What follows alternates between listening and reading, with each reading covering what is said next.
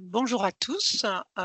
Tout d'abord, merci de votre présence, nombreuse, je crois, aujourd'hui. Donc, ça, c'est plutôt, pas mal sur, ce webinaire, sur, cette filière, forêt bois. Alors effectivement, je suis Christiane Dotal, je suis chargée de mission au conseil régional, à la direction de l'orientation et des parcours professionnels et j'ai en charge, entre autres, le pilotage de ce COPA qui est un contrat d'objectifs sur les productions agricoles. Alors, comme l'a indiqué Nicolas, ce webinaire, il s'inscrit dans une fiche action sur l'observation des emplois, des métiers et des formations pilotées par Amphore, de ce cinquième contrat d'objectifs sur les productions agricoles. Ce cinquième contrat d'objectifs, il s'étend de 2023 jusqu'en 2026. C'est celui qu'on appelle le COPA. Il est piloté par la région et le champ des activités économiques qu'il couvre, c'est celui des productions agricoles, vous l'aurez compris, avec un périmètre qui rassemble les productions animales, végétales, les secteurs de l'agroéquipement, on en a parlé, les travaux de paysagers, jardins, espaces verts et même jusqu'au centre équestre et évidemment les productions forestières qui nous occupent aujourd'hui. Alors le contrat d'objectif, c'est un contrat qui couvre l'ensemble des voies de formation. C'est ce qu'on avait envie de lui donner pour périmètre sur les formations professionnelles et notamment les formations professionnelles qui sont prévues dans le contrat de plan régional de développement de la formation et de l'orientation professionnelle, le CPRDFOP de Bourgogne-Franche-Comté. Alors, il concerne la formation professionnelle initiale sous statut scolaire ou par apprentissage. Il concerne la formation professionnelle alternée sous contrat de professionnalisation, la formation professionnelle continue des actifs et des demandeurs d'emploi. Alors, ce COPA, il est divisé en plusieurs orientations et un enjeu transversal.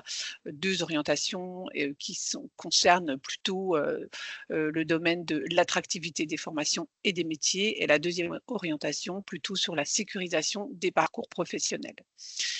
Le webinaire qu'on accueille aujourd'hui, fait partie d'un enjeu transversal qui s'ajoute à ces deux orientations et il fait partie de cette action, l'observation des emplois, des métiers et des formations.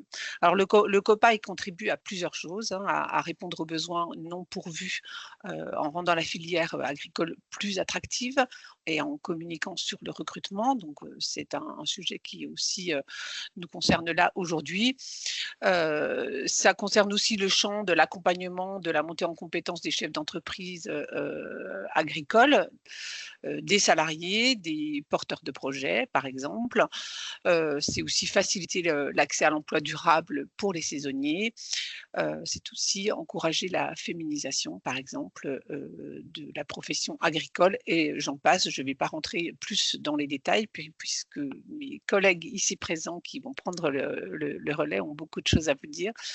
Donc, je crois que j'en ai assez dit. Je vous remercie et Nicolas, je te repasse, la parole.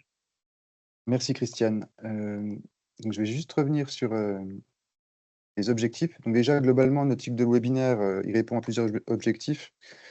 Donc le premier, c'est de professionnaliser les acteurs, emploi, formation, orientation en région, pour finalement avoir une meilleure connaissance des secteurs et des métiers couverts par le COPA dont, Christiane vient de parler. Donc connaître leur importance en région en termes d'emploi, mettre en avant la diversité des activités, des métiers, mieux connaître ces métiers, aussi avoir une meilleure connaissance de l'offre de formation et puis revenir aussi sur les principaux besoins, enjeux et évolutions qui touchent, ces secteurs et ces métiers. Et puis on avait aussi un autre objectif dans notre groupe de travail qui était plus interne, c'était plutôt de la mutualisation d'informations et de valoriser les productions de chaque partenaire. Pour l'objectif aujourd'hui du webinaire, sur la filière forêt-bois, donc, c'est d'améliorer la connaissance de la filière globalement en région, donc la filière entière, hein, de l'amont à l'aval, donc, de l'exploitation, la production forestière jusqu'à la première et deuxième transformation du bois. C'est notre objectif. Donc, l'idée, c'est de valoriser cette filière et ses métiers, donc en mettant en avant la diversité, des métiers et des compétences dans la filière. Indiquer aussi qu'il y a des besoins de recrutement et des difficultés pour y répondre, comme dans beaucoup de secteurs en région. Et puis aussi vous présenter l'offre de formation qui existe en Bourgogne-Franche-Comté ou à proximité. Voilà les objectifs de ce webinaire. Pour commencer, on a fait le choix de vous proposer un petit quiz. Je vais vous faire passer des questions directement via Teams. Normalement, je vais lancer la première. Normalement, elle devrait s'afficher de votre côté. Est-ce que vous la voyez sur votre écran? Oui, c'est bon dans le chat, oui. OK. Du coup, je vous laisse répondre. Donc, c'est en France, il y a plus de salariés dans la filière forêt-bois que dans la filière automobile. Vrai ou faux?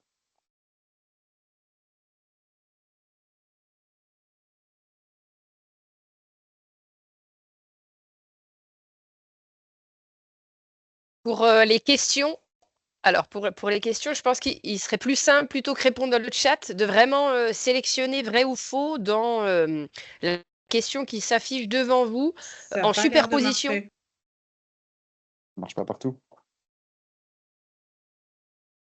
Non, sur la diapo, on a quiz, c'est tout. Non. Ça marche pas chez tout le monde, apparemment. Ah bon? Parce que Est-ce que dans la conversation, parce que vous avez la possibilité aussi, me semble-t-il. Moi, j'ai Non, rien non. dans la conversation. Pas dans la conversation, vraiment en superposition du diaporama, quelque chose d'interactif qui vient se mettre en superposition de l'écran où il y a la présentation. Non, moi, j'ai rien du tout. Peut-être qu'il faut que j'arrête le partage, Aurélie, non? Tu crois pas? Non, non, non. moi, ça marche. j'ai bien Moi, ça. je j'ai bien l'ai. ça, Moi, je hein. l'ai Oui, oui, l'écran tout à sur, fait. Oui, je l'ai en également, superposition. Je l'ai également. Oui, moi Bon, aussi. je vais vous donner la réponse à cette première question. Donc, la réponse, c'était vrai. Donc, il y a plus de salariés dans la filière forêt-bois que dans la filière automobile en France, à l'échelle nationale. Donc, on est à 418 000 salariés dans la filière forêt-bois contre 204 000 dans la filière automobile. Ah, je vais vous proposer une deuxième question. Il y en a 3 en tout. Alors, la deuxième devrait s'afficher pour les personnes chez qui ça marche. Donc, la question, c'est la suivante. La forêt française est-elle surexploitée? Vrai ou faux?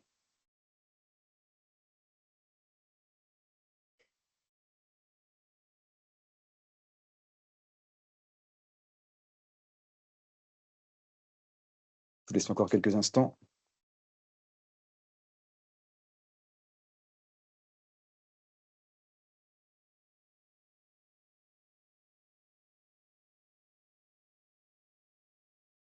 Alors, J'ai posté une petite capture d'écran peut-être pour aider. ok, merci. Je vais vous donner la réponse. Donc, la réponse, c'était faux. La forêt française n'est pas surexploitée. La croissance biologique est supérieure à la récolte. On récolte environ 60% de ce qui pousse. Et une dernière, pour terminer. Combien de métiers existe-t-il dans la filière forêt-bois? Attendez, je la poste. Voilà. Donc, vous avez 3 choix possibles, une dizaine de métiers, une vingtaine ou plus de 40.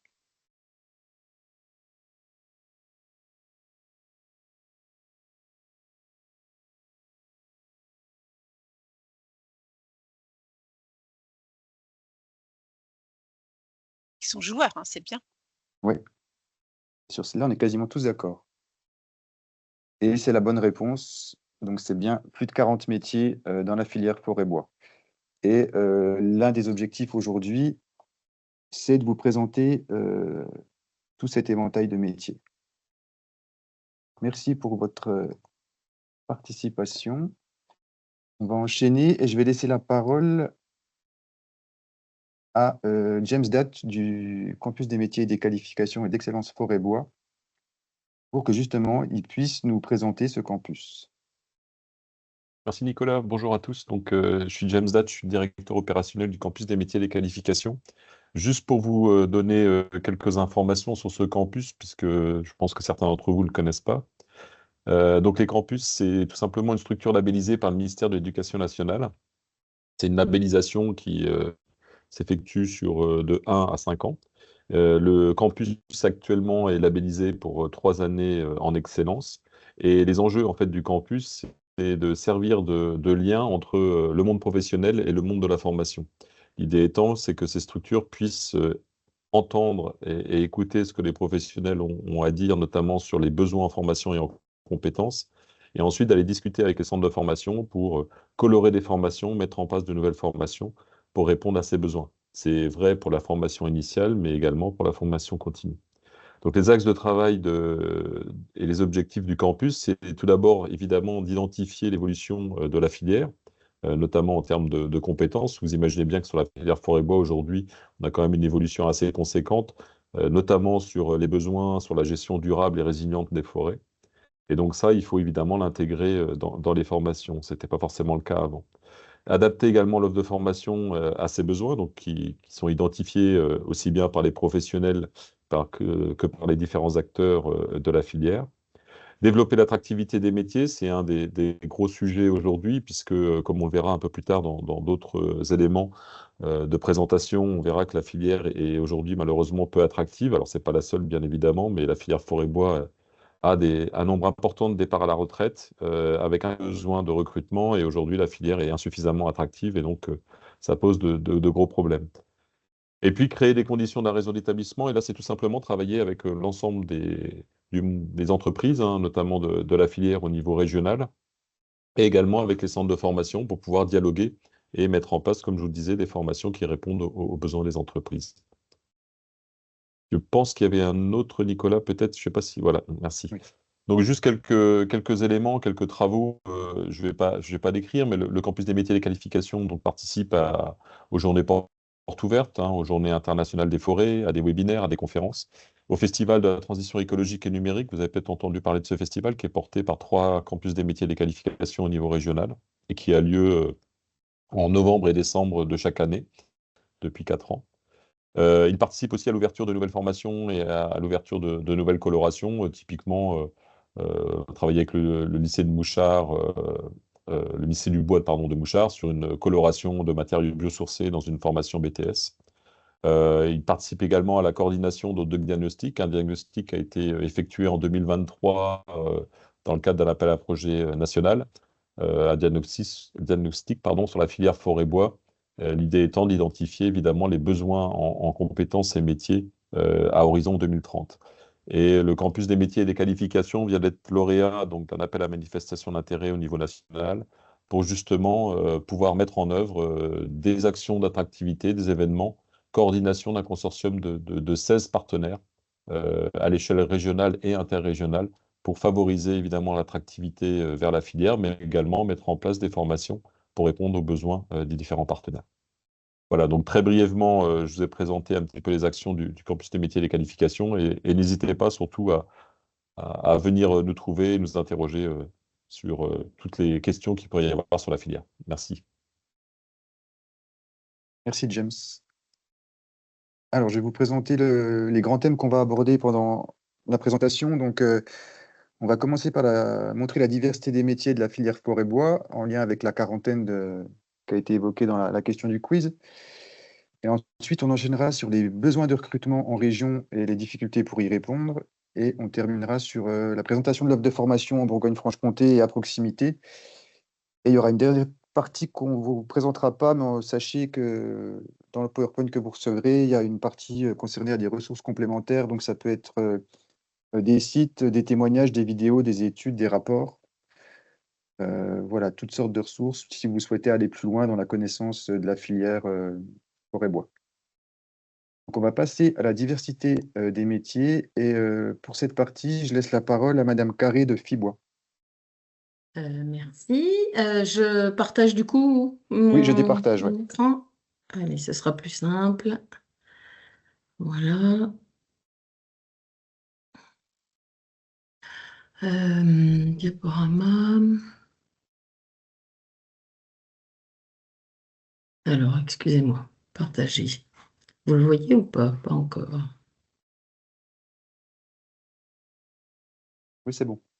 C'est bon. Et puis, je vais peut-être le mettre en format diapo. C'est toujours bon? Oui, oui. Ok. Oui, ça marche. Donc, bonjour à tous, Natacha Carré, Fibois Bourgogne-Franche-Comté, l'interprofession de la filière forêt-bois en région. Donc, la filière forêt-bois, souvent, les métiers de la filière forêt-bois, on les distingue souvent en 3 catégories, qui sont les métiers de la forêt, donc gestion, exploitation de la forêt, puis les métiers de la première transformation du bois, donc le bois issu des forêts va être transformé une première fois en produits semi-finis.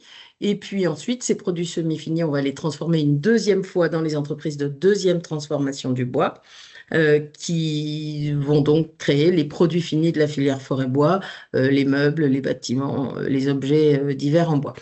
Donc, je vais essayer de détailler tout ça assez rapidement. Bien sûr, je reviendrai, je répondrai aux questions s'il y en a à la fin du webinaire ou même après, sans aucun problème. Donc, pour parler de la première partie de cette filière forêt-bois, on a donc la première partie, c'est donc ce qui concerne la forêt. On appelle ça l'amont forestier. Donc, on va partir des métiers d'abord de la gestion forestière, puisqu'une forêt, il faut la cultiver. À l'instar d'un champ agricole, par exemple, sauf qu'évidemment, le temps n'est pas le même. Pour faire pousser des arbres et produire du bois, ça se passe sur des dizaines, voire centaines d'années. C'est toute la complexité peut-être de la compréhension de cette gestion. Mais donc, le sylviculteur, le gestionnaire forestier, qui peut être gestionnaire de forêt privée ou publique, c'est un premier métier. C'est un peu l'agriculteur de la forêt qui va faire appel, par exemple, au pépiniériste, enfin d'abord au pépiniériste qui lui prépare les plants pour ensuite éventuellement planter des arbres qui peuvent aussi se régénérer naturellement d'ailleurs. Il y a plusieurs façons de gérer cette forêt.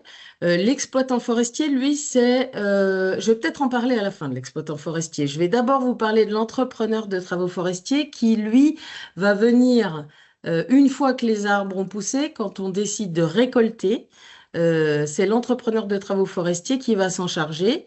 À l'aide du bûcheron qui va utiliser une tronçonneuse, du pilote d'abatteuse qui va la batteuse, je ne sais pas si vous avez déjà vu ça, c'est une machine qui va venir tronçonner les arbres, les couper en billons, etc. Et puis, une fois les bois abattus, récoltés, il faut aussi les transporter en dehors des forêts.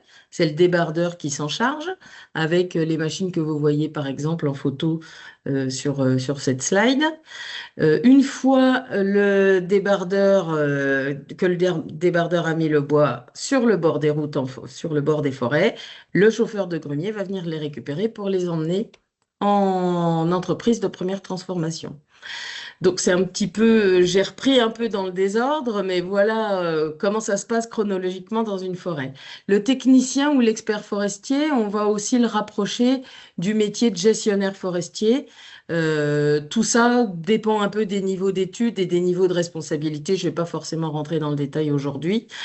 Et je finis par l'exploitant forestier qui, lui, est un peu, entre guillemets, le commercial de la forêt, c'est-à-dire que c'est celui qui va aller voir le propriétaire ou l'entrepreneur de travaux forestiers en lui disant, j'ai du bois, je souhaite t'acheter le bois que tu as cultivé, récolté, et je vais aller dans les entreprises de première transformation pour leur vendre de la matière première. Voilà. Ça, c'est pour l'amont forestier. C'est comment fonctionne la forêt. Ensuite, on va avoir les entreprises de première transformation du bois qui vont donc acheter le bois qui est récolté pour le transformer une première fois. Donc le métier le plus connu, l'activité la plus connue, c'est la scierie qui fait partie plutôt, si vous voulez, la forêt, ça faisait partie de la filière très agricole de la filière forêt-bois. Et là, on rentre dans l'industrie plutôt, hein.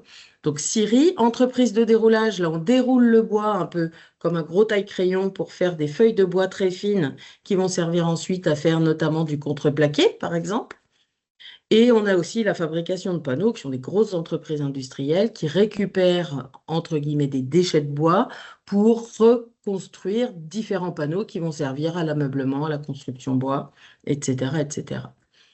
Autre activité de la première transformation, c'est tout ce qui tourne autour du bois énergie, donc bois de chauffage, bois bûche, euh, granulé ou pellet, bois broyé pour les grosses chaufferies notamment aussi, et puis même le charbon de bois qui est une activité bourguignonne avec Bordet dans le nord de la Côte d'Or. On a la fabrication de mérins qui servent à faire les tonneaux, et puis la fabrication de pâte à papier. Ça, c'est une des rares activités qui n'existe pas ou très peu en Bourgogne-Franche-Comté, mais toutes les autres activités dont je vous parle aujourd'hui existent dans notre région. Donc les métiers principalement de la première transformation du bois, ils vont tourner autour du commis de coupe, qui est un peu le pendant de l'exploitant forestier, mais qui travaille plutôt dans les entreprises de première transformation. On va avoir des métiers, je ne l'ai pas dit, mais à tout niveau d'études, et pour hommes, pour femmes, une grande partie sont mixtes, et même la part des femmes augmente selon les types de métiers. Donc l'ouvrier qui va plutôt charger les machines et les décharger une fois la découpe faite. On va avoir le pilote de scie qui va donc conduire, on le voit en bas de l'écran, qui va conduire ces machines automatisées de découpe de bois. Mécanicien affûteur, très important. Si on n'affûte pas, on ne travaille pas. Il peut y avoir, selon la taille des entreprises aussi, des chefs d'équipe, des commerciaux qui, quand l'entreprise est petite, bah, c'est le directeur qui s'en charge. Et puis, bien sûr, des métiers administratifs comme dans toute industrie. Voilà. Donc, je passe assez vite là-dessus aussi. Et une fois qu'on a produit ces produits semi-transformés, on va les utiliser pour donc faire d'autres objets transformés. Là, on a encore 3 sous-filières en quelque sorte dans la deuxième transformation du bois. On va toucher à l'ameublement, au bâtiment et à l'emballage. Donc, dans l'ameublement, on va retrouver les fabricants industriels de meubles, mais aussi les ébénistes, ça fait partie des métiers d'art. Il y a d'autres métiers d'art comme le sculpteur, le tourneur, le tabletier, le luthier, etc. Dans la deuxième transformation du bois, on va avoir la filière bâtiment-construction, donc la menuiserie, tout ce qui est fenêtres, portes, parquets, etc. Les charpentiers, les constructeurs bois, qui eux vont offrir des solutions globales de construction bois, maisons individuelles, bâtiments industriels, écoles, tout ce qu'on veut. Les maîtreurs, donc ceux qui vont faire les calculs pour la construction, et puis les conducteurs de travaux qui vont gérer les chantiers dans la construction bois. Et enfin, on va également avoir l'emballage. Donc, si les tonneliers m'entendaient dire qu'ils font partie de l'emballage, je me ferais disputer, mais malgré tout, c'est disons un emballage de luxe, comme pour la tournerie-tabletterie d'ailleurs.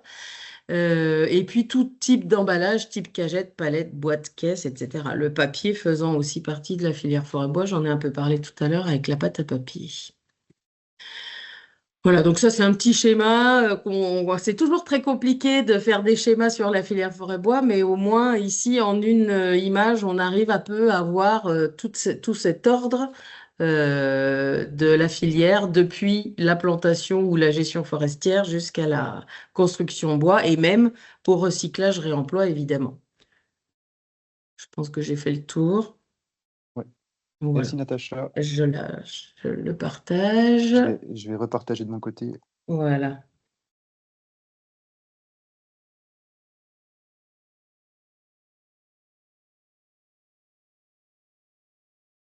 Voilà. Alors, pour poursuivre, on va passer à la deuxième partie de notre présentation. Donc là, on va s'intéresser aux besoins de recrutement et aux difficultés que rencontrent les entreprises pour répondre à ces besoins en lien avec, comme l'a précisé James précédemment, pardon, avec l'attractivité de la filière et puis aussi les besoins de renouvellement de génération. Et James, je te laisse la parole pour la suite. La Oui, diapo merci suivante. Nicolas. Donc juste... Ah, j'entends quelqu'un parler en même temps. Ouais, j'ai un micro qui est ouvert. C'est bon, je m'en suis occupée. Merci. Ben, on t'entend plus, James. Désolé, ouais, c'était du coup mon micro. Donc, juste pour vous rappeler que la filière forêt-bois, comme ça a été posé dans le quiz, hein, c'est 400 000, à peu près 400 000 salariés au niveau national, donc ce que les gens ne savent pas toujours. Donc, c'est une filière très importante. Au niveau Bourgogne-Franche-Comté, on compte à peu près 21 000 salariés. Parmi ces 21 000 salariés, vous imaginez bien qu'on est sur la totalité de la filière, donc de l'amont jusqu'à l'aval, c'est-à-dire des gestionnaires forestiers, pépiniéristes, jusqu'à la seconde transformation, comme l'a précisé Natacha tout de suite. Et lorsqu'on s'intéresse plus particulièrement à l'évolution des métiers et l'évolution dans les différents segments qu'a décrit Natacha juste avant, on se rend compte que sur une évolution 2017-2022, sur l'amont forestier, on a plutôt une augmentation d'environ 1,2% du nombre de salariés. On voit que sur le sciage et la transformation du bois, on a une augmentation un peu plus conséquente, pas loin de 3%, et qu'il y a une augmentation également sur le bois construction et le commerce. Globalement, on voit que c'est une filière qui est en augmentation d'activité et avec une augmentation du nombre de salariés. Alors, lorsqu'on s'intéresse aux projections de cette filière pardon, à horizon 2030, ce qui a été réalisé dans le cadre du diagnostic dont je vous parlais en préambule, on se rend compte aujourd'hui qu'il y a des besoins très importants de la filière, notamment liés au départ en retraite. Dans la filière forêt-bois, on considère aujourd'hui qu'environ 50%, un peu plus de 50% des personnes, notamment des cadres, vont partir à la retraite d'ici à 5 ans. C'est également le cas au niveau des salariés. Plus globalement, on a des chiffres qui sont supérieurs à 30%, à 35%. Et on voit également qu'il y a une augmentation de la création nette d'emplois, puisque, comme je l'ai précisé, il y a des besoins très importants, notamment avec l'évolution de la filière et des compétences au sein de la filière. Alors, lorsqu'on s'intéresse justement donc à cette filière et à son évolution à 2030, globalement, on voit qu'il y a une augmentation conséquente des besoins. Cette augmentation, elle va aussi bien toucher le bois construction que le sciage ou le travail du bois, ainsi que l'amont forestier. Et donc, par conséquent, c'est une filière qui va recruter abondamment durant les 5 à 10 prochaines années, mais avec une problématique qui sera avec des départs à retraite très importants et évidemment un manque d'attractivité conséquent chez les jeunes. Donc, un gros besoin, une fois de plus, au niveau de la filière, quels que soient d'ailleurs les métiers, comme vous voyez bien sur tous les segments, d'ici à 5 ans. Merci James. Je vais poursuivre pour toujours dans la même idée de montrer l'importance de la filière en région. Ici, sur cette carte, ce sont les salariés qui sont représentés sur les activités de sylviculture et de scierie. Donc, l'idée, c'était de montrer que ces effectifs salariés, ils sont présents dans l'ensemble des territoires de la région. On voit dessiner quand même des lieux, mais c'est en lien aussi avec la ressource de bois au niveau local. Donc, on voit ressortir le massif du Jura, les Vosges saunoises, le Morvan aussi, et le nord de la Côte d'Or avec le parc national de forêt, mais pas que finalement. On se rend compte que ces activités de sylviculture et de scierie, elles sont présentes vraiment dans toute la région. Dans le même esprit, ici, on est toujours sur les effectifs salariés, mais pour le travail du bois, les industries du papier et du carton. Encore une fois, on s'aperçoit que ces activités-là, on les retrouve dans tous les territoires de la région. On voit de nouveau ressortir le massif du Jura, le nord de la Haute-Saône, et puis aussi un axe entre Dijon et Mâcon avec des effectifs importants, mais également dans Lyon et dans le nord de la Côte d'Or. Donc encore une fois, on est sur des activités qui concernent tous les territoires régionaux.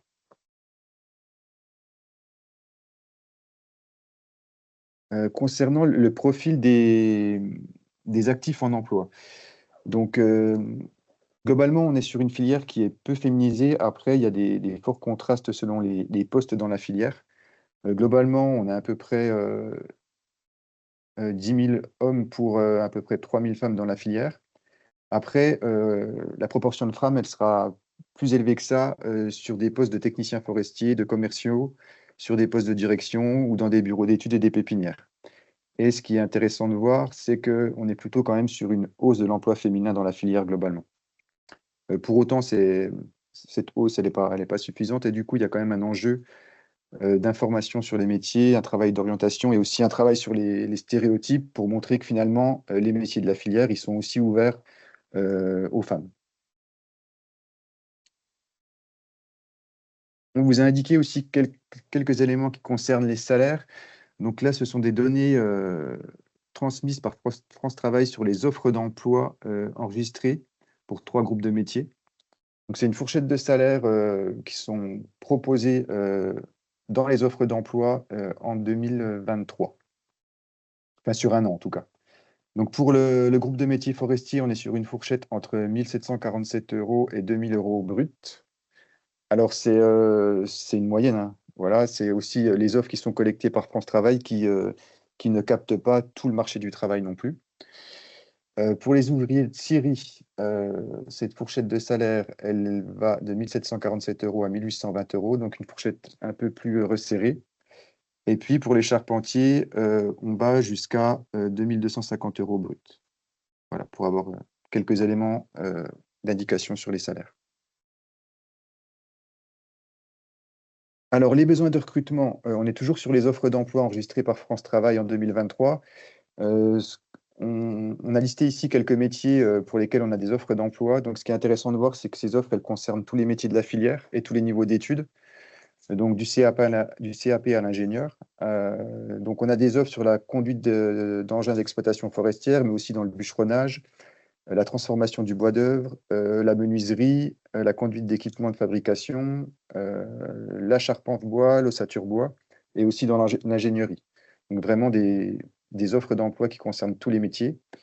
Et on a aussi des offres d'emploi aussi en milieu rural. Donc on a des offres d'emploi pour l'ensemble des métiers, mais comme on l'a vu précédemment, ça va concerner aussi tous les territoires de la région. On est encore sur des données France Travail, où en fait, ce sont les offres d'emploi qui sont indiquées, les offres d'emploi enregistrées en 2023 et les demandeurs d'emploi qui sont positionnés sur ces métiers de la filière forêt-bois. On a l'échelle des bassins d'emploi de la région. Donc, je disais, ce qui est intéressant de voir, c'est qu'on a des offres sur tous les territoires de la région et aussi qu'il y a un déséquilibre entre les offres et les demandes. Il y a plus d'offres d'emploi que de demandes, donc plutôt des tensions sur les recrutements. Juste pour vous expliquer le code couleur, les plus forts déséquilibres entre offres et demandes d'emploi, on va les retrouver sur le vert où est indiqué moins de 65%. Donc, avec par exemple les territoires d'Auxerre, d'Avallon, de Dijon, de Besançon ou encore de Pontarlier. Où c'est sur ces territoires-là qu'on a les plus forts déséquilibres entre offres et demandes. Donc, pas suffisamment de candidats. Alors, les besoins de recrutement, on les retrouve aussi en 2024 avec l'enquête besoin en main-d'œuvre de France Travail. Encore une fois, ces projets de recrutement remontés par les employeurs qui ont été enquêtés, ils concernent tous les postes, enfin beaucoup de postes de la filière. Donc, ça peut être les ouvriers qualifiés ou non qualifiés de la menuiserie et de l'agencement, mais aussi les charpentiers, tout ce qui va concerner plutôt l'amont, donc les bûcherons, les sylviculteurs, les agents forestiers, aussi les conducteurs d'engins forestiers, les ouvriers en conduite d'équipement ou également les ouvrages décoratifs et le meuble bois. Donc du coup, des projets pour l'ensemble des filières. Et ce qui est intéressant avec cette enquête, c'est que les employeurs sont questionnés sur les difficultés de recrutement. Et on s'aperçoit qu'on a de fortes difficultés de recrutement. Alors, juste pour information, en moyenne, tout secteur confondu, on est à peu près à 56% de projets jugés difficiles par les employeurs. Et on s'aperçoit que dans la filière, ces difficultés, elles sont encore plus marquées sur certains types d'emplois, notamment les ouvriers qualifiés de la menuiserie, où là, on est à près de 9 recrutements sur 10 sujets difficiles. Mais c'est aussi vrai pour les charpentiers, les bûcherons, on est à plus de 3/4, ou encore pour les ouvriers en conduite d'équipements de fabrication. Là, c'est principalement les panneaux en bois, je pense. Donc voilà, plutôt des métiers en tension. Et ces tensions, elles se vérifient aussi dans les listes de métiers en tension qui sont produites en région. Donc on retrouve les métiers de la filière forêt-bois. Et c'est plutôt des tensions qui s'inscrivent dans le temps. Et pour la suite, je relaisse la parole à James, date du CMQ. Merci Nicolas. Donc évidemment, comme vous avez pu le voir, la filière est en difficulté pour le recrutement et elle s'adapte évidemment pour se rendre plus attractive. Alors plusieurs problématiques ont été identifiées lors de l'analyse des prospectives que nous avons effectuées en 2023. D'abord, on a identifié une forte évolution des compétences attendues. On voit que les postes sont de plus en plus transversaux, que les futurs candidats ont besoin d'avoir des notions de biodiversité. Il y a une évolution évidemment du matériel et des technologies qui sont utilisées. On utilise maintenant des drones pour cartographier les massifs forestiers. On utilise des simulateurs numériques, des simulateurs pour notamment des postes de tir de tête, comme vous avez la photo au-dessus. Donc, vous voyez qu'on se retrouve évidemment dans des technologies qui sont particulièrement avancées. On a aussi une évolution des conditions de travail et un travail important qui est fait là-dessus avec une baisse de la pénibilité, notamment en utilisant des exosquelettes, en utilisant également des tronçonneuses électriques plutôt que thermiques, ce qui permet de faire baisser et la dangerosité et les nuisances sonores notamment. Ces évolutions sont évidemment indispensables à l'évolution des métiers, mais également pour rendre évidemment la filière plus attractive. Malgré cela, on a un nombre très insuffisant de candidats pour faire face aux besoins de la filière, comme je l'ai pu vous l'indiquer dans la diapositive précédente. Et on retrouve généralement une méconnaissance des métiers. C'est-à-dire que, comme l'a décrit Natacha, la plupart des métiers aujourd'hui qu'on peut trouver en Syrie ou même dans la gestion forestière sont souvent peu connus ou mal connus du grand public. On a également des entreprises qui ont un gros besoin d'accompagnement. Comme vous le savez, beaucoup de ces entreprises, notamment de l'amont forestier, sont des TPE et elles n'ont évidemment pas le temps de préparer les profils, de faire des recrutements adéquats. Et donc, on a aussi besoin d'accompagner, et ça, c'est aussi une volonté du projet que je porte, d'adapter évidemment et d'accompagner les entreprises pour adapter les profils le mieux possible aux besoins de la filière. Alors la filière, elle s'adapte, comme je le disais, hein, et aujourd'hui, les leviers qui sont utilisés par les entreprises lorsqu'on les interroge, c'est d'abord le recrutement d'alternants et d'apprentis à hauteur de 39%.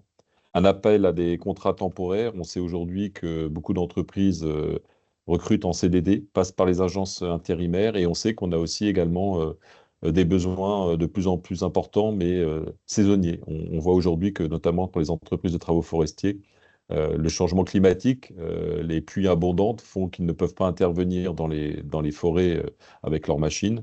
Et donc, par conséquent, il y a une interruption de l'activité durant certaines périodes. Donc, on a des métiers qui deviennent de plus en plus saisonniers. Les leviers qui sont utilisés par les entreprises, c'est évidemment une revalorisation des salaires. Il y a évidemment une vraie problématique là-dessus, mais comme l'a pu l'indiquer Nicolas dans la diapositive précédente, les métiers sont, en tous les cas, les salaires moyens sont relativement élevés. Et aujourd'hui, on recrute évidemment des profils qui sont peu expérimentés ou juniors, mais les entreprises les forment en interne. Donc il y a évidemment une part importante de la formation qui est opérée au sein même des entreprises.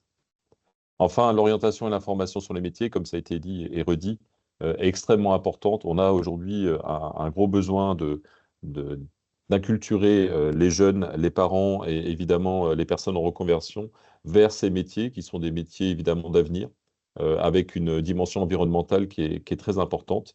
Et il faut évidemment présenter ces métiers et les rendre, et les faire, en tous les cas, les rendre et les faire plus attractifs pour pouvoir attirer un public plus large. Merci James. Et donc on va attaquer la dernière partie de la présentation. On va s'intéresser à l'offre de formation en commençant par la formation initiale. Et c'est Paul-André Mestre de la DRAP qui va faire cette partie-là. Oui, bonjour à tous. Effectivement, hein, pour répondre aux besoins de la profession, il faut mettre en place un appareil de formation qui soit complet et présent sur le territoire. Donc, ce qui est important de savoir dans un premier temps, c'est qu'il y a un découpage entre les organismes certificateurs pour tout ce qui est amont forestier, donc la sylviculture jusqu'au bois en bord de route. En fait, les certifications sont délivrées par le ministère de l'Agriculture. Donc, ce sont les lycées agricoles qui délivrent ces certifications. On voit sur la carte, hein, ils sont avec un point plutôt rouge, donc sylviculture, exploitation forestière, avec 3 grands sites, donc Aille-Villers, Besançon et Étang-sur-Arroux. Et ensuite, une répartition assez diffuse des autres formations sur la première et deuxième transformation, donc qui sont des formations dispensées par l'Éducation nationale. Alors, sur la formation initiale scolaire, on compte en gros 1700 élèves en Bourgogne-Franche-Comté, répartis sur des formations qui vont du CAP jusqu'à la licence, et un gros effectif sur les filières au niveau 4, niveau bac pro. Globalement, on voit que ces formations, sur l'évolution des effectifs, on a des effectifs qui baissent légèrement en formation initiale scolaire. Par contre, sur la diapo suivante, on va voir les formations en apprentissage. Donc là, on a un nombre, on voit aussi une bonne répartition, une identification des secteurs, comme je l'ai dit tout à l'heure, entre les certifications du ministère de l'Agriculture et de l'Éducation nationale. On a à peu près 1000 apprentis sur les secteurs de la forêt, donc 15% sur l'amont forestier. Une forte augmentation des apprentis depuis la loi Choisir son avenir professionnel et l'accompagnement des entreprises sur le financement des formations en alternance. On voit qu'il y a une forte appétence pour l'apprentissage par les entreprises qui recrutent et qui recherchent par ce biais à attirer des jeunes sur la filière. Donc voilà, on peut en conclure que la couverture par rapport aux formations est bien répartie sur le territoire. Toutes les formations qui existent, toutes les certifications qui existent sont présentes en Bourgogne-Franche-Comté, avec une nécessité pour les établissements de s'adapter aux évolutions de compétences et particulièrement la mise en place dans les centres de formation d'outils de plus en plus performants, notamment sur des simulateurs qui permettent d'apporter des compétences et de faire évoluer les compétences en fonction des besoins. Voilà, et toutes les informations sur les formations qui existent sont bien sûr disponibles sur les différents sites que vous connaissez, hein, Amphore, Onicep, etc. Voilà. Merci Paul-André. Pour la suite, je redonne la parole à Natacha Carré pour nous présenter un outil. Et je repartage aussi, du coup. Hop, voilà. Donc effectivement, il y a différents outils pour découvrir les formations. On vous en montre un qui est le site métiersforêtbois.org. C'est un site porté par les Fibois dans les différentes régions, par le réseau Fibois, qui décrit l'ensemble des métiers. Vous pouvez trouver plein d'infos sur ce site, sur les métiers de la filière forêt-bois, et en particulier sur les formations et les établissements en Bourgogne-Franche-Comté et ailleurs. En fait, chaque Fibois met à jour les informations sur les formations et les établissements chaque année. Nous, c'est en cours pour sa région. Voilà. Juste pour vous montrer très rapidement, ça se passe comme ça. On peut entrer, par exemple, sur l'onglet formation. On peut trier par univers de métier, gérer la forêt, fabriquer, produire, etc. On peut trier par métier, plus précisément. On peut trier par région et par département. Si je trie par Bourgogne-Franche-Comté, par exemple, on va tomber sur une liste. C'est dans l'ordre alphabétique, c'est pas forcément dans l'ordre des niveaux d'études. Mais par exemple, si je clique sur Bac Pro Forêt, on voit qu'il y a 3 établissements en Bourgogne-Franche-Comté qui le proposent. On va avoir une petite description de la formation. On va avoir les infos clés, les débouchés, les poursuites d'études possibles et les établissements. Donc, ça parle de tous les types de formations, hein, initiale, apprentissage, continu. Et si je clique par exemple sur les établissements qui le proposent en taux plein, on voit que le Velay et Haye-Villers le proposent. Et si je clique par exemple sur le lycée de Velay, je vais avoir une petite description du lycée et puis les différentes coordonnées et parfois aussi d'autres informations, notamment les portes ouvertes quand on les a. Voilà, je pense que j'ai fait le tour. Je veux pas. J'avais 2 minutes, je crois, donc je crois que c'est bon. Ouais, on est en avance. Parfait. Merci beaucoup. Je vais repartager de mon côté.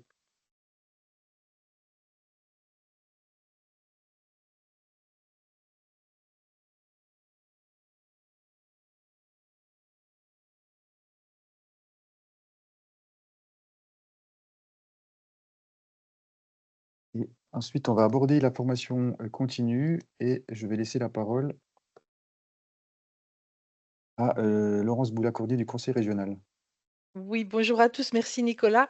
Donc effectivement, je vais brièvement vous présenter ce qu'on a en termes de formation à destination donc des demandeurs d'emploi dans le cadre de notre programme régional de formation. Donc ces formations s'adressent en priorité à des demandeurs d'emploi inscrits ou non à Pôle emploi, à France Travail désormais. Et je voulais juste dire qu'il pouvait y avoir sur ces formations des personnes qui viendraient avec des financements par d'autres structures, de l'autofinancement, du CPF pour certaines, etc. Parce que les organismes sont autorisés à mixer les publics. Donc, la majorité des places sont financées par le conseil régional, mais il peut y avoir des personnes qui viennent avec d'autres financements sur ces formations. Donc, le programme régional 2024 s'achève au mois de juillet de l'année prochaine. On a passé 3 marchés sur ce programme. On a 60 places mini, 93 places maxi sur tous les métiers de la forêt et du bois. Donc, ça va de l'agent de scierie, bûcheronnage, responsable de chantier forestier, sylviculture, etc. Et on a eu 9 lots sur l'aménagement paysager qu'on a souhaité aussi vous présenter aujourd'hui. Sur l'aménagement paysager, on peut aller de 84 places minimum à 121 places. Donc j'explique pour ceux qui ne sauraient pas, c'est qu'on achète un effectif mini et que s'il y a des besoins pour les organismes de formation qui auraient beaucoup de candidats avec des profils intéressants, la région a possibilité d'acheter des places supplémentaires. Donc les organismes nous sollicitent en disant, voilà, sur telle formation, j'ai 3 candidats, j'ai déjà mis tous les candidats sur les places région. Est-ce qu'on peut avoir des places supplémentaires? Ce qui explique les effectifs mini et maxi sur lesquels on peut aller. Si on peut avoir la diapo suivante, Nicolas, merci. Donc sur les métiers de la forêt, après ces 3 marchés qui ont été passés sur le courant de l'année 2024, on a acheté 6 formations pour des effectifs de 40 à 60 places, vraiment spécifiques au métier de la forêt et du bois. Donc, on a 3 formations de niveau 3, donc niveau CAP, 22 places mini, 33 maxi. Donc, ça va du BPA production forestière, sylviculture, pépinière. Donc, ça, c'est sur le lycée de Velay à Étang-sur-Arroux. On a l'agent polyvalent de Syrie à Besançon. On a des BPA avec multispécialités, dont travaux forestiers spécialisés, sylviculture ou conduite de machines forestières ou encore de travaux de bûcheronnage. Et on a aussi un BPA travaux des aménagements paysagers sur Besançon. Et puis, on a 3 formations de niveau 3, donc bac, 18 places mini, 27 places maxi. On a 2 CS arboristes et lagueurs, donc un sur Besançon et un sur le bassin d'Autun. Et puis, on a un BP responsable de chantier de bûcheronnage manuel et sylviculture également sur le bassin d'Autun. Donc, à savoir que les offres de formation sur les métiers de la forêt et de l'agriculture en général ont été en baisse sur le programme 2024 parce qu'on avait eu des impacts financiers avec la perte des fonds liés au pacte régional d'investissement compétences. On a réussi à avoir un abondement en fin d'année et du coup, ça nous a permis de lancer plusieurs consultations. Mais malgré tout, on constate une baisse des offres de formation sur l'ensemble des métiers de l'agriculture et aussi du coup de la forêt.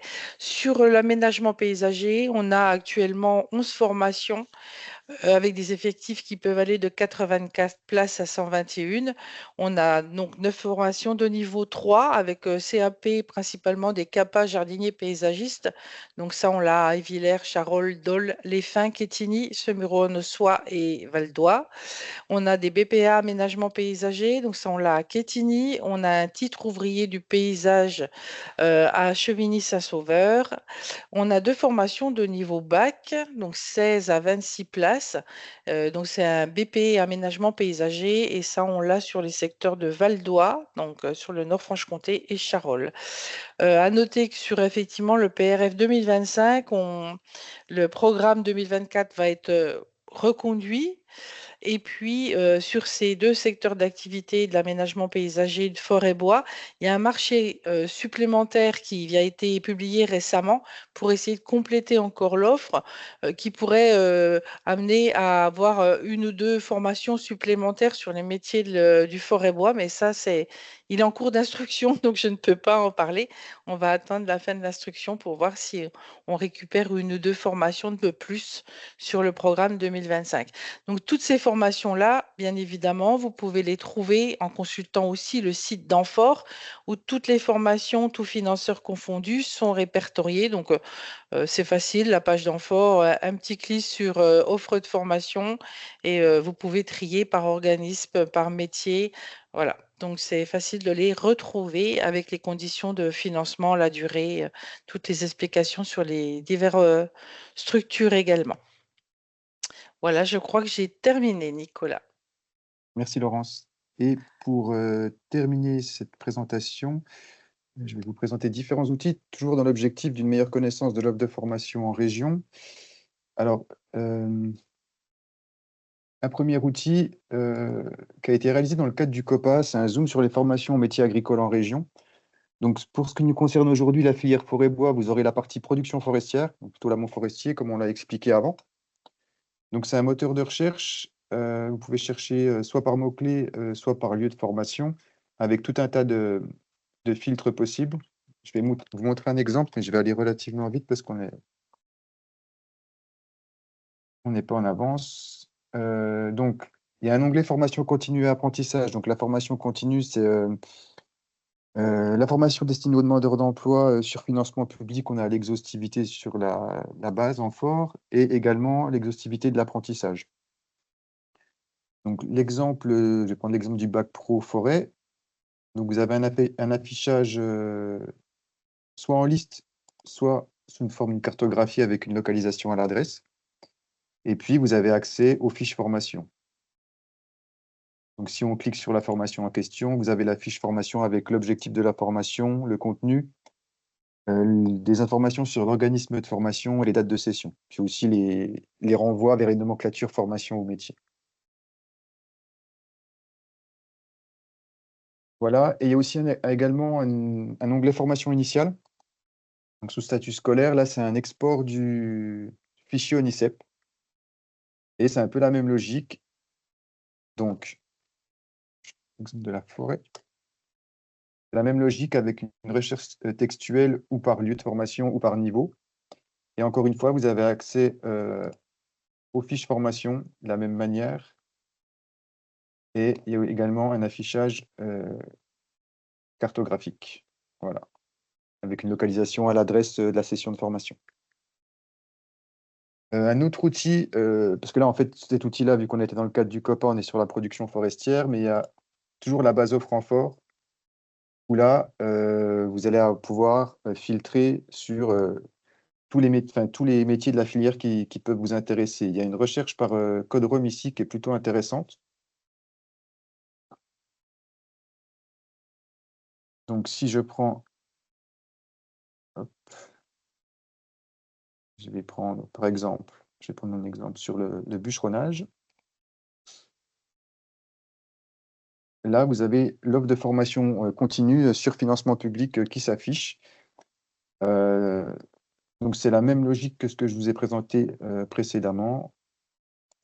Donc, un format liste, un format cartographique et de la même manière, un accès aux fiches formation. Et puis, dernier outil, mais je vais passer rapidement dessus pour qu'on puisse prendre quand même des questions. C'est le zoom sur les métiers qui est produit par l'ONICEP. Je vais juste vous présenter le sommaire. Donc, vous avez des éléments sur la filière dans son intégralité, sur la gestion, la production, la construction, la partie commerciale également, et puis tout ce qui concerne les formations. Voilà. Vous aurez le PowerPoint et les liens sont actifs dans le PowerPoint, donc si vous souhaitez aller plus loin sur ces documents et ces outils, vous pourrez. Là, on arrive au terme de la présentation. Juste une dernière info avant qu'on prenne les questions. Le prochain webinaire, j'annonce le prochain webinaire de notre cycle, il aura lieu en février. Et là, il sera plus tourné sur et des ressources pour promouvoir les métiers, du coup plutôt les structures spécialisées dans l'emploi agricole et leur rôle, leur expertise, et puis aussi connaître les outils de ces structures en lien avec l'emploi. Voilà, pour l'instant, il est en construction, on n'a pas d'autres éléments sur le contenu. Et puis, vous verrez qu'à la fin, il y a une partie ressources complémentaires, mais peut-être que on peut prendre les questions s'il y en a. Aurélie, je ne sais pas si y en a eu dans la conversation. Alors non, dans le chat, les questions n'ont pas été posées. Seule une question sur l'accès aux ressources a été posée, à laquelle j'ai répondu. Donc peut-être que les gens vont préférer poser à l'oral les questions. Quelqu'un lève la main, Madame Pomera. Allez-y. Oui, bonjour. Donc, Caroline Pomera, moi, je suis conseillère à la mission locale d'Olre-Vermont. En fait, j'avais 2 questions. La première sur la façon dont les employeurs recrutaient. Est-ce qu'ils vont directement à la source, c'est-à-dire est-ce qu'ils contactent directement les établissements, je pense au lycée du Bois, par exemple, ou au CFPP à Château-Farine, pour combler des besoins? Et ma deuxième question, je la pose dans la foulée. Je m'interrogeais aussi sur le profil des apprenants.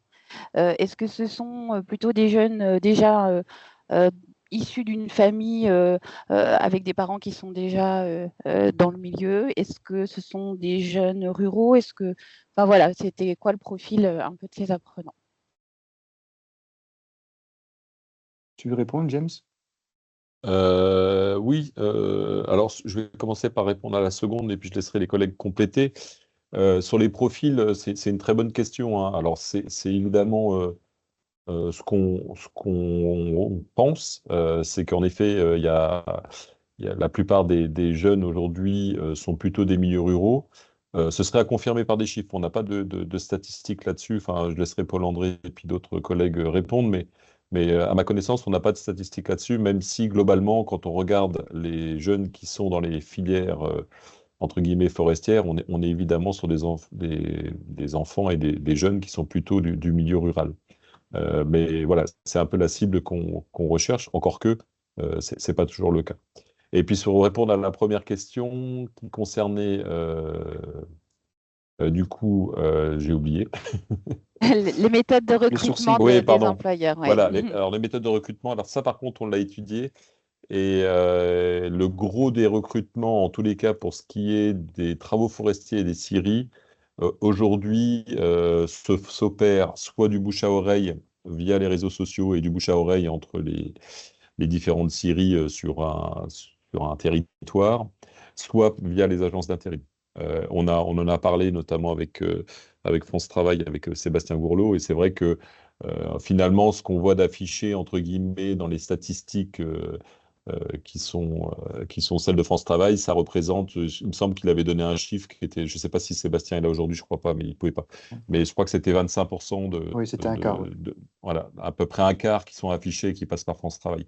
Ce qui montre bien qu'on a aussi une vraie problématique là, à travailler avec les entreprises pour essayer de leur indiquer qu'il faut vraiment qu'elle passe par France Travail pour les demandes. Et nous, on souhaite aussi se rapprocher évidemment des agences d'intérim pour essayer de travailler avec elles pour voir un petit peu comment fonctionne le circuit. Voilà. J'espère avoir répondu à vos questions, puis je laisse les collègues compléter. Merci. Oui, donc Paul-André, donc moi pardon. Je n'ai pas levé la main, donc juste je confirme ce que vient de dire James, hein. Il y a effectivement, les emplois sont situés en zone rurale, donc forcément un recrutement qui se fait beaucoup sur les populations qui habitent ces secteurs. Mais moi, je suis persuadé que par rapport au sourcing sur les candidats pour aller sur les métiers, il y a un gros travail à faire sur les zones urbaines et périurbaines.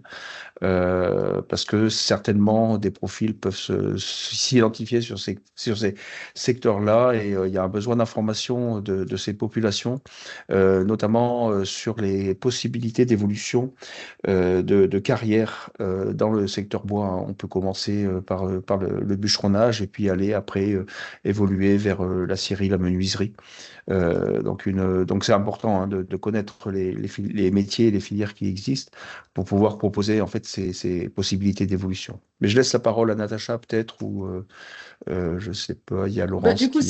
c'était un peu pour dire la même chose que ça, c'est que on l'a dit tout à l'heure, on a une méconnaissance de la filière forêt-bois générale, et voilà, je pense qu'il y a beaucoup de jeunes qui, par exemple, souhaitent s'orienter, je ne sais pas, vers le bâtiment et qui n'imaginent pas qu'il y a des métiers dans la filière forêt-bois, dans le bâtiment. Enfin, voilà, donc à nous de mieux communiquer comme ce qu'on fait aujourd'hui. C'était juste ce que je voulais dire là-dessus. Et si l'autre chose, par rapport aux établissements de formation, en effet, les entreprises connaissent les établissements de formation et travaillent avec eux.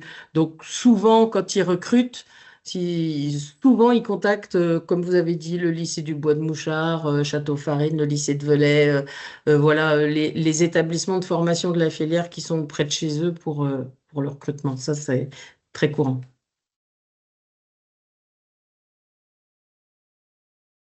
Est-ce qu'on laisse peut-être Laurence continuer à répondre avant de prendre la prochaine question? Oui, je veux bien parce que je voulais compléter effectivement par rapport au profil des apprenants sur les formations pour adultes, hein, sur la formation continue, on s'aperçoit que il y a tous les profils, c'est-à-dire qu'il y a des jeunes, il y a des moins jeunes, des personnes en reconversion, etc. Et on s'aperçoit aussi qu'il peut y avoir aussi des migrants, il ne faut pas les oublier.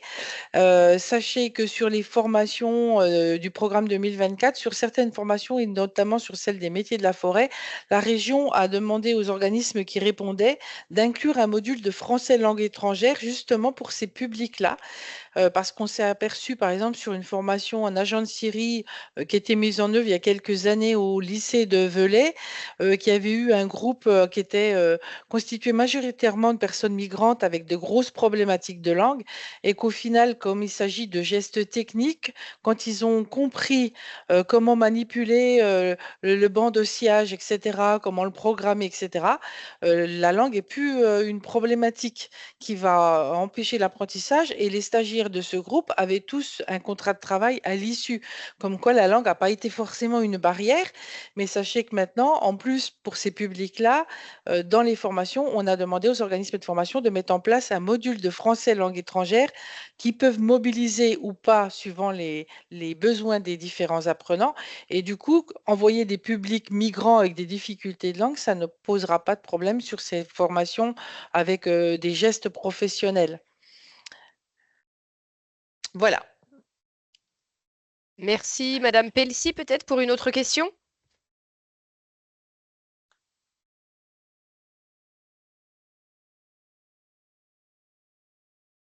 Je crois que Madame Pelsi a On vous dû entend pas. sans faire exprès raccrocher au Non, lieu je la de... vois, mais je crois que le micro est coupé.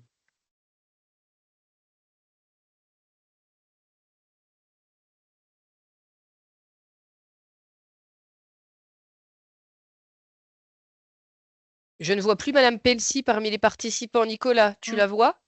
Oui, je la vois, moi. Mais par contre, je ne l'entends pas. Ah oui, effectivement, Madame Pelsi, votre micro est bien ouvert, mais on ne vous entend pas. Ah, là, peut-être on vous entend. M'entendez? Oui. Oui. Ah, super. Désolée pour ce problème technique. Je vais augmenter le son. C'est bon pour vous? Oui, oui. Désolée.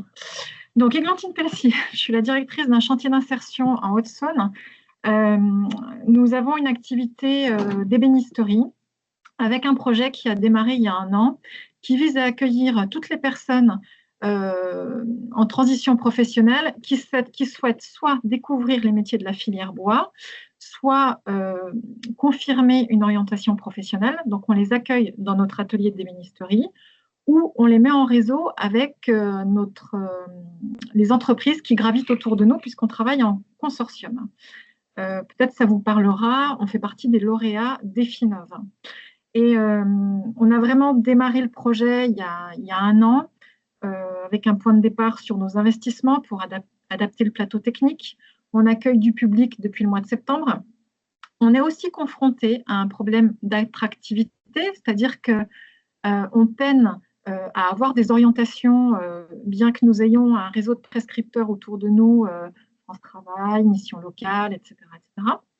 Et du coup, moi, j'aurais aimé inviter les intervenants de ce matin à venir à notre rencontre pour que vous puissiez poser votre regard sur ce qu'on fait et être des personnes ressources pour préparer 2025 du mieux possible. Voilà.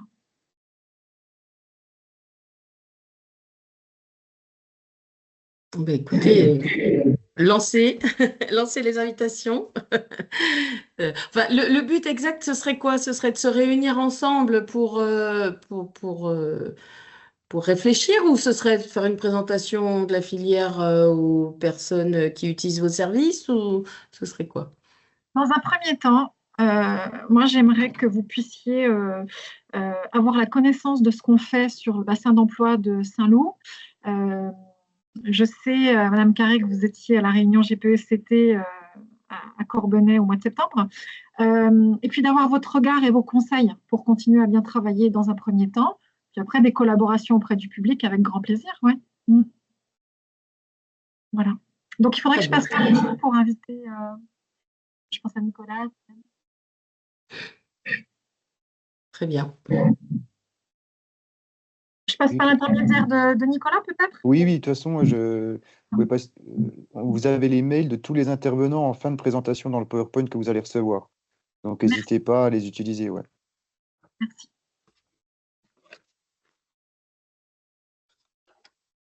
Il n'y a pas d'autres mains levées pour les questions. S'il n'y a pas d'autres questions, je pense qu'on va s'arrêter là.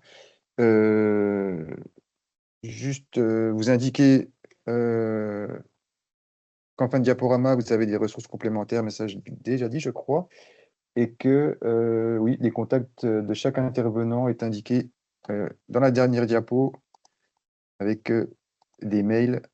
Donc, n'hésitez pas, si vous avez des besoins d'approfondir ou même des choses sur lesquelles on n'a pas été clair, à nous contacter, on vous répondra avec plaisir. Ben, merci à vous et bonne journée. Merci, c'était intéressant. Merci beaucoup. Merci, au revoir. Bonne journée. Merci. Au revoir. Merci, au revoir à tous.